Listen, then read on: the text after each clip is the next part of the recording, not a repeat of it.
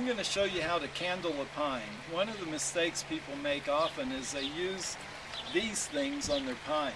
You should never use one of these on the pines. Your landscape crew should never use one of those on a pine.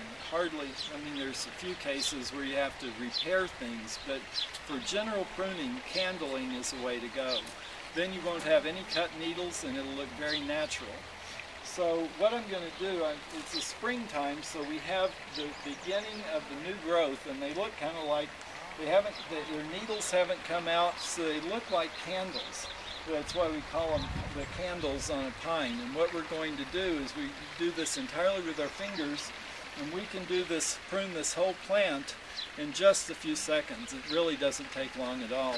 So this is what I'm going to do. I'm going to reach onto the plant with, I can use two hands, and I'm going to just be taking these little candles down by about 2/3. By taking them down 2/3, I will greatly increase the density of this plant, and I will keep it compact. Mugo pines do not have to end up these tall, leggy things that are useless in the landscape. By doing 1 minute a year on your Mugo pines, you will have them looking perfect for a lifetime.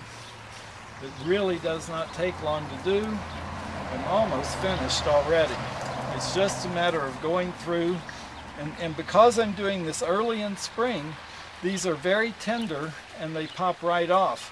You've waited too long if they're really too hard to pull off. It's going to be a difficult job. It is something that's very time sensitive. You have to do it when the candles have elongated, but the needles have yet to emerge. But that's all there is to it, and by candling your pines, you will end up with really perfect looking plants that will be a delight in the garden as a permanent addition to the garden. But it is only pines you do this with.